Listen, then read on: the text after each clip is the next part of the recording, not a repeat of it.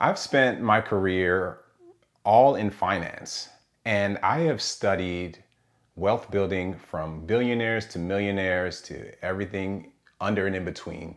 And I have found that there are 5 consistencies that they all use in order to build their wealth. And I'm going to break that down in this video. Welcome or welcome back. My name is Maoli Vodi with Financially Present, and this is part of my saving series. So I think it's funny when we think of billionaires, we have this handful of famous names and faces that come to mind. But the truth is, there are over 3,000 billionaires in the world, and most of them are hiding. When you look at the actual odds of running into one of them and having a conversation, it's even more ridiculous.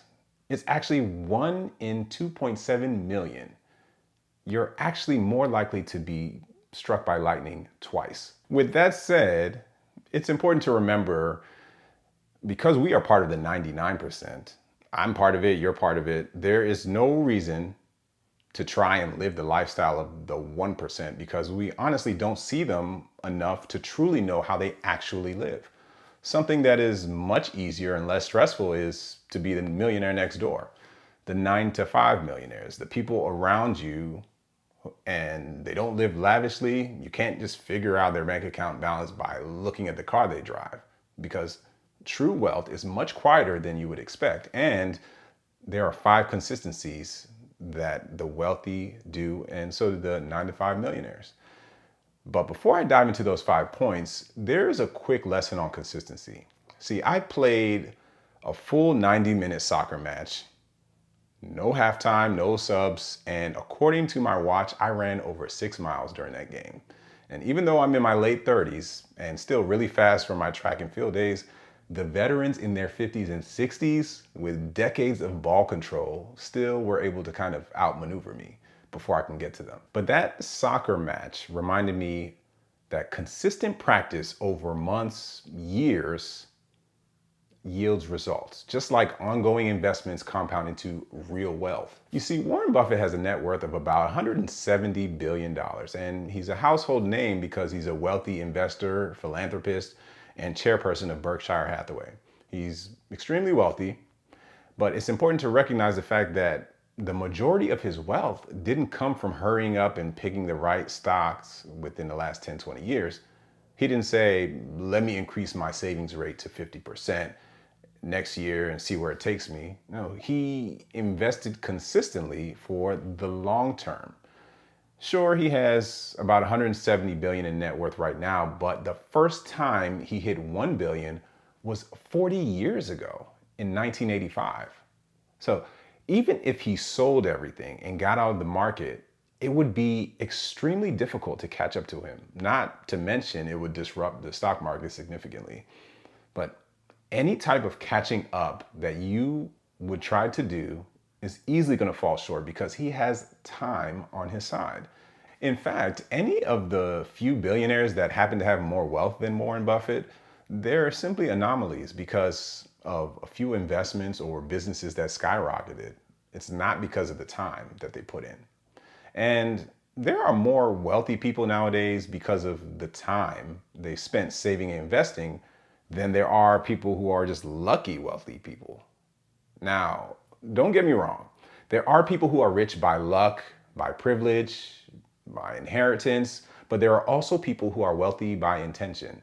And I would add that wealth can look many ways depending on what you value, because I think, in fact, I know for a fact, if you are in your 60s and you can run around on a soccer field for an hour and a half with people half your age, that has got to count for some type of wealth. So if you decide that you want to commit to increasing savings and investing and expect it to be a temporary short-term thing, that's the exact opposite of what's going to happen.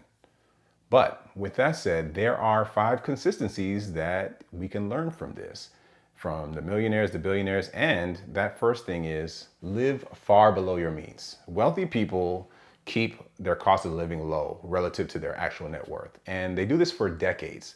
For example, Warren Buffett still lives in his house in Omaha that he bought in 1958, and even though he owns a private jet, and those costs are significantly low if you look in relation to his wealth. So one way you can implement something like this is just calculate your housing, your transportation, and your food costs. as a percentage of your income and aim for 50% and no higher than that. If it's a little higher than that, just check out some of my other videos in this saving series to see how you can get those costs lower.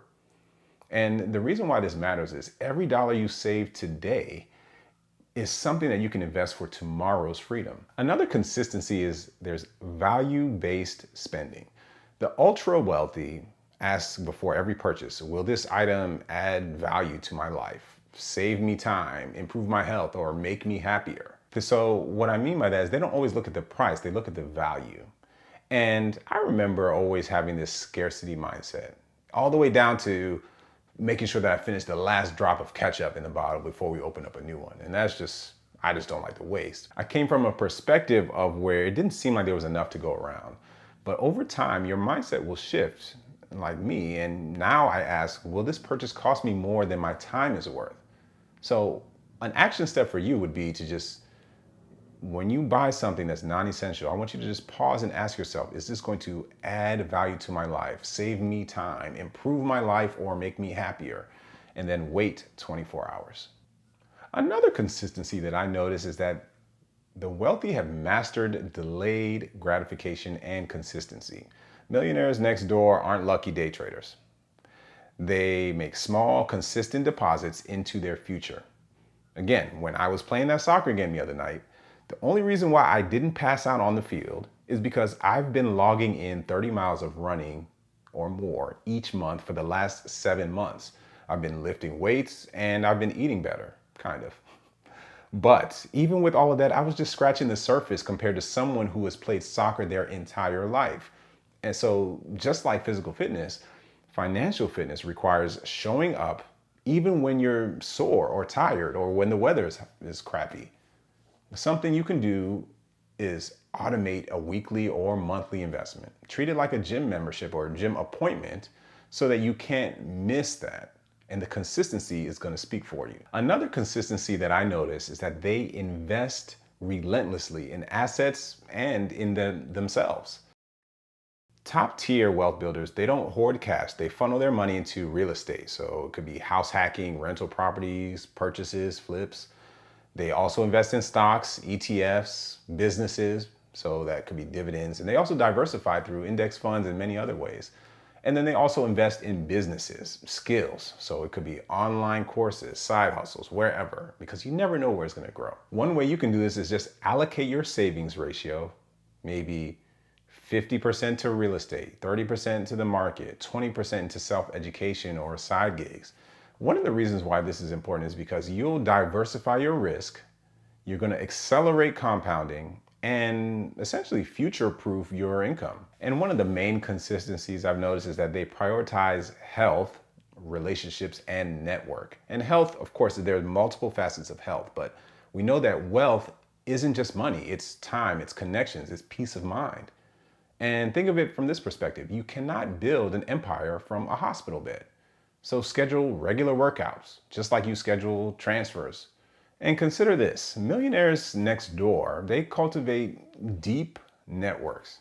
They have mentors, peers, industry contacts, they have some connections. And one way you can leverage this is to consider just trading out one lunch a month for a networking lunch or maybe a gym session and invest those savings into your future. You could even plan to find a mentor and meet with them during that time. Regardless of whatever action you decide to take, it's going to sow some seeds into something that's going to grow much bigger. If these tips are helpful, I want you to hit that like button, subscribe if you're new to the channel, and turn on notifications so that you don't miss out. You see, these 5 consistencies have a tremendous effect on your wealth, whether it's your bank account balance or your health or both, which is the best. And if you're looking for a simple way to just get started, just make sure you grab your savings starter kit in the description below. And until next time, stay present.